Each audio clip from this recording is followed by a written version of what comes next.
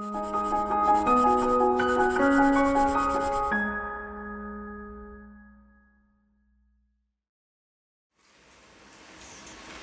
jeune fille arménienne, à l'œil malin, se laissa jeter sur sa peau de satin ses longs cheveux châtains. Elle faisait gratin et s'exprimait en latin. Elle monta dans un sapin et fut conduite en un pays lointain où régnait un sultan. Elle s'était refusée au mariage, puis inventa un manège pour aboutir à ses fins. Et pour aboutir à ses fins, elle disait qu'elle était la fille de Balian, le grand architecte arménien qui avait construit le palais baptisé le jardin comblé. « D'où êtes-vous » lui demanda Annaga sans la regarder. « D'Arménie, la fille de Balian, l'architecte de votre jardin comblé. » L'Aga, surpris, n'avait rien entendu dans un tumulte inattendu qui grandait en lui, quand elle l'embrassa d'un regard exorbité. Elle était fort belle, à rappeler les vents entourés de monstrueux serpents qui rampent dans des rêves éveillés comme dans des racontards des voyantes. L'Aga, se rappelant enfin le génie de l'architecte d'Arménie, prit la fille pour une bénie et lui souhaita la bienvenue. « Que dirais-je, sultan, à propos de votre venue? Dites-lui que j'ai laissé les miens, ayant accordé ma main à un sot mésopotamien. Que dirais-je ensuite au sultan? Que dirais-je ensuite à mon sultan à propos de votre souhait? Dites-lui que je préfère son harem au sot mésopotamien et que je souhaite nouer les liens. Quel heureux maître, mon sultan, et quel malheureux crétin je suis. » On entendit les cliquetis de son trosse de cléquant par la porte et s'enfuit par une rapidité inouïe pour disparaître dans le gigantesque jardin comblé à la recherche du pacha. Celui-ci retrouvé, l'Aga lui dit: « Une femelle douée, fort belle et bénie, et fille d'un génie, est venue pour dîner. » C'est fini, c'est fini. Tu ne connais pas les femmes, toi. Qu'elles viennent de la Méditerranée ou de la Mésopotamie, avec nous, elles commencent par dîner, et à nos dépens, elles finissent par gouverner. C'est la fille de Balian, notre architecte, notre ami. C'est vrai, puisque c'est la fille de notre ami, fait-la venir ici, pour dérouler le tapis rouge. Elle fut bien accueillie dans la salle de cérémonie. Elle laissait ses pieds nus se démener sur un tapis déréglé. Le pacha ne put pas supporter de la regarder sans lui dire: « Nous avons le plaisir de transmettre votre désir à notre grand vizir, oui à notre émir. Mais je dois vous prévenir de ne pas dîner avec lui. Je vous invite à revenir pour dormir dans mon lit. Ne courez pas le risque de mourir. Les femmes du harem vont mortellement vous haïr.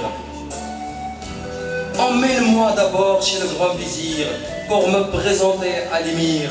Je promets de laisser mon collier de diamants jaillir sur votre buste. Je suis capable de vous plaire en cette belle nuit d'hiver et je veux bien vous ravir. » Le pacha sentit un délire le parcourir et il éclata de rire. Et l'homme mena la jeune fille au grand vizir et il s'empressa de lui dire: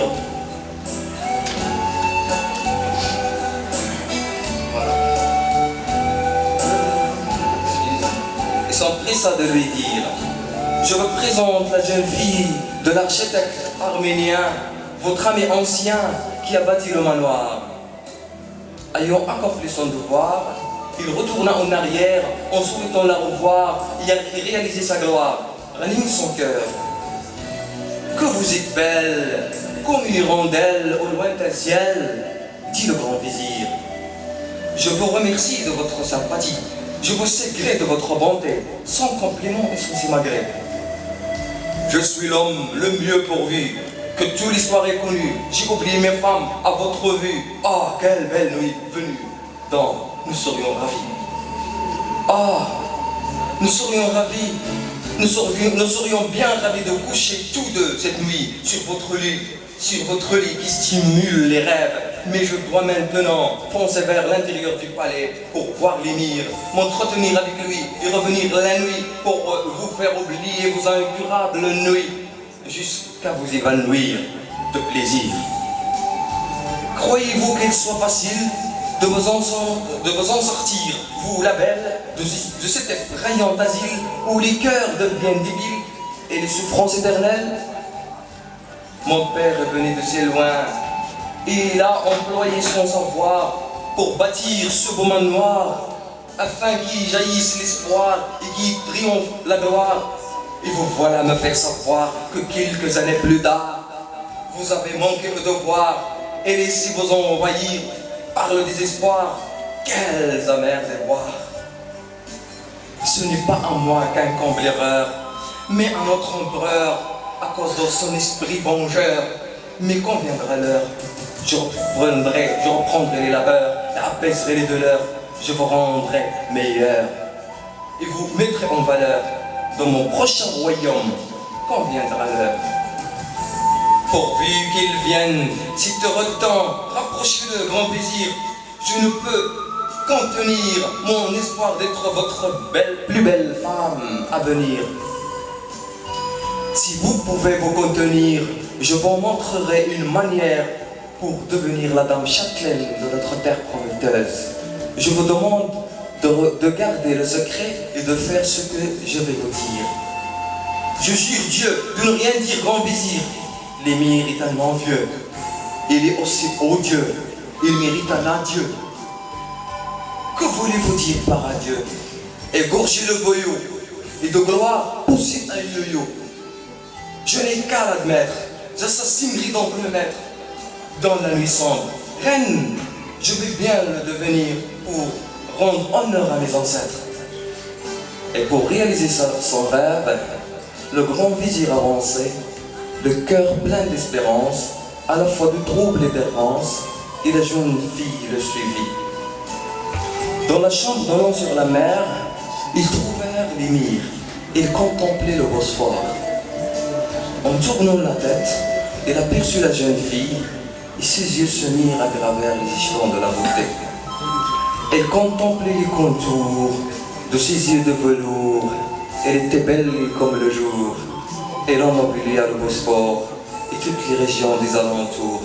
Quand elle lui dit bonjour, je termine parce que simplement.